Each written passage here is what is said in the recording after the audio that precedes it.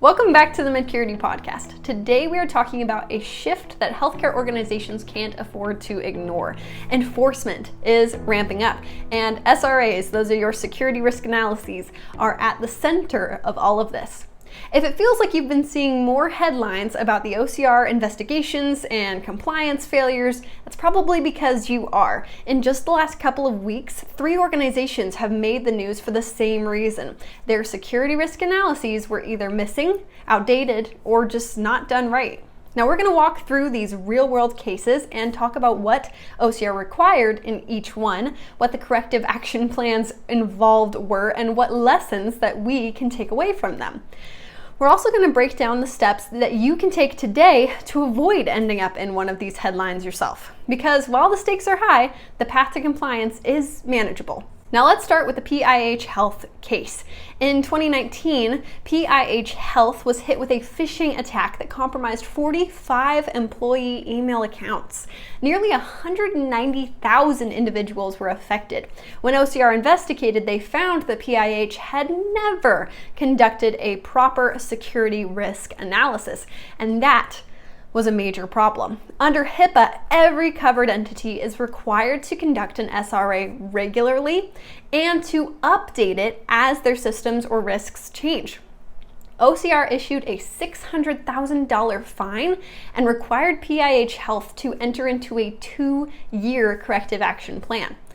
So what did this plan include? First, they had to complete a full enterprise-wide SRA and document it thoroughly, and then they were required to review and revise all policies and procedures related to risk management and information system activity review. They had to train their workforce on these revised policies and submit regular progress reports to the OCR over the full 2-year term.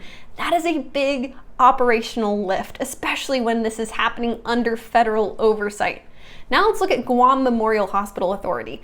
This case actually involved 2 separate breaches: a ransomware attack in 2018 that exposed protected health information for about 5,000 patients, and a later incident involving unauthorized access by former employees. The OCR concluded that this hospital had failed to conduct an accurate and thorough SRA that could have helped prevent or limit both of these breaches.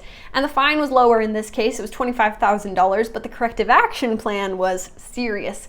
GMHA has to conduct a new comprehensive SRA and develop a risk management plan that addresses all of the identified vulnerabilities. They also need to implement ongoing monitoring of their systems, update their training program, and ensure that policies are not only revised, but actually enforced. This plan spans 3 years. The message here is that even smaller or under-resourced organizations are being held accountable, and OCR expects long-term change. And finally, we have Northeast Radiology. Now, this case involved unauthorized access to nearly 300,000 radiology images. The OCR found that the organization hadn't conducted a risk analysis that could have revealed the vulnerabilities in their system configuration. They were fined $350,000 and they were given a detailed corrective action plan. Now, this plan, as with all of the others, includes conducting a full security risk analysis and developing and implementing policies and procedures that meet the security rule requirements and enhancing their audit log review processes. They also must retrain their entire workforce on updated privacy and security protocols and submit implementation reports to the OCR. What stands out here is how technical vulnerabilities like server misconfigurations can quickly turn into compliance failures when no SRA is in place to catch them. So what do all 3 of these cases have in common? First, each organization lacked an effective security risk analysis.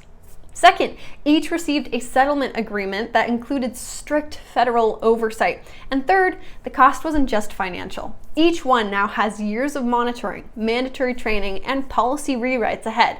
Now, if you're listening and you're thinking, okay, but what do I actually need to do to avoid this? Here is your checklist.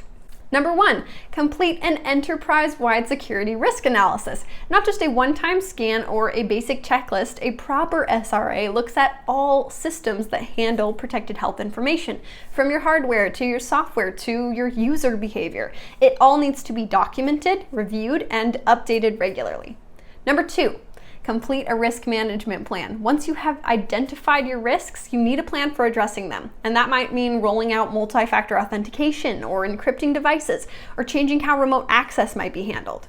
Number 3, review and update your policies and procedures. This includes everything from data backup and recovery to audit log monitoring. Make sure that your policies align with how your organization actually operates.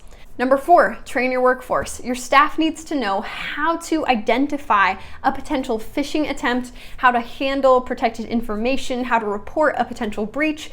Training shouldn't be one and done, right? It should be part of your culture. Number 5, document everything.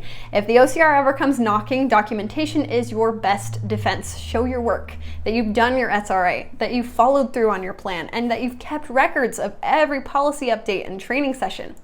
And number 6, test and update your plan annually. Healthcare technology, threats, and workflows are changing consistently, so your SRA and risk management plan should reflect those changes. An outdated SRA can be as bad as having no SRA at all.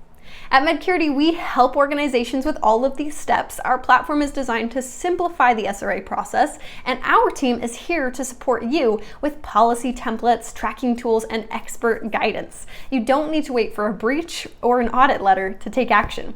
These recent cases are reminders, not warnings, that enforcement is happening, and it's happening now. It's all about getting ahead of the risk, protecting your patients, and showing your organization takes compliance seriously.